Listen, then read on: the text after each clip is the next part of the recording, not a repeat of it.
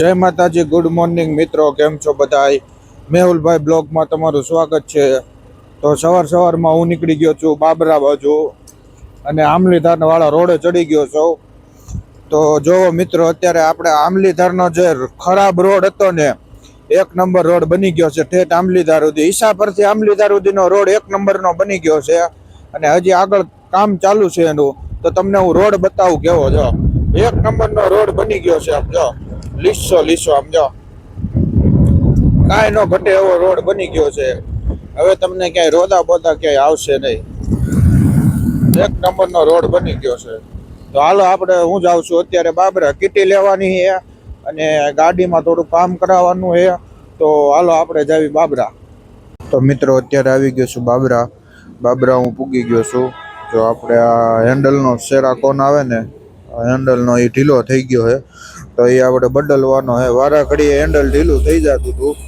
મેં કીધું આને હે ને આનો અંદરનો જે સેરાકોન આવે ને નવો નાખી દઉં. બાબરા ગામમાં પૂગી ગયો હું. જો આ બાબરાને બહાર યાર્ડ પાંચ છે આ દુકાન ગેરેજ વાળા, અને આવ્યો હતો બદલાવા. આપણે પહેલાં લેવા જવું જોઈએ. અને જો તો મિત્રો, ગાડી ખોલી નાખી છે, આગળથી વ્હીલ બિલ બધું ખોલી નાખ્યું છે.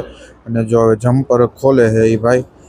તો હવે એમાં સેરાકોન આવે એ કેવો પતી ગયો છે, તો હમણાં હું તમને બતાવું. જો જમ્પર બે ખોલી નાખ્યા છે, વ્હીલ ખોલી નાખ્યું છે, અને હવે હેન્ડલ ઉપરનું ખોલે છે. તો હમણાં હું તમને બતાવું કે કઈ રીતનું છે, શું વાંધો છે અંદર. તો મિત્રો, આ નવો સેરાકોન નાખી દીધો છે. જો તમે વાહ, જો ઓલા પણ સરા પડ્યા ને એ હે નવો સેરાકોન. જો એ નાખવાનો છે. જો સામે જો સરા પડ્યા ને જૂના હતા ને એ કાઢી નાખ્યા છે. નવો ચડાવી દીધો છે આમાં. હવે ખાલી ફિટ કરીને સરા ચડાવવાના. જો ઓલા હેન્ડલમાં પણ ચડાવે છે ભાઈ. જોવો તો મિત્રો, સેરાકોન બદલાવી નાખ્યો છે અને જો હેન્ડલ ફિટ કરી દીધું છે. જમ્પર હવે ફિટ કરે છે, પછી ટાયર ફિટ કરવાનું છે. તો નવો આપણે નાખી દીધો છે. તો હવે વાંધો નહીં આવે.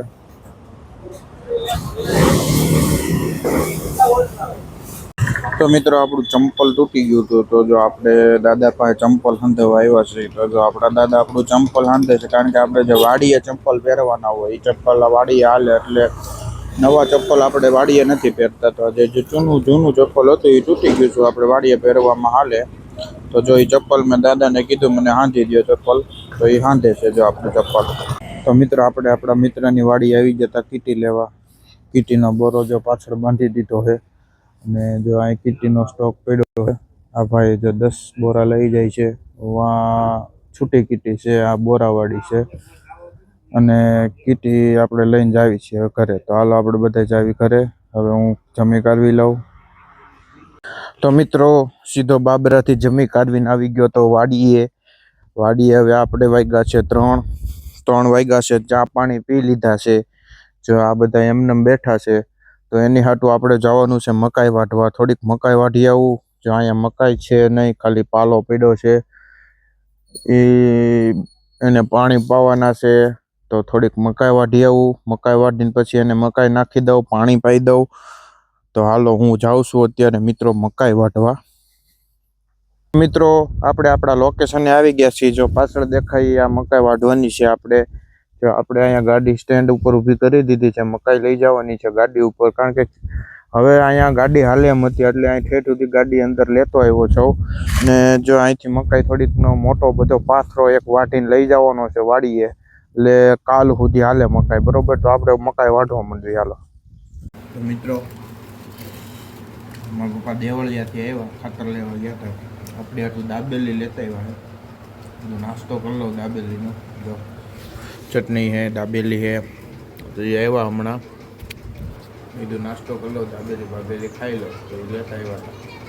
તો મિત્રો, આપણા આવા નવા બ્લોગ જોવા માટે આપણને સપોર્ટ કરો. આપણી ચેનલને લાઈક કરો, ફોલો કરો, શેર કરો, સબસ્ક્રાઈબ કરો. અને તમારો આવો સાથ સહકાર આપતા રહ્યો, સપોર્ટ કરતા રહ્યો. આભાર મિત્રો.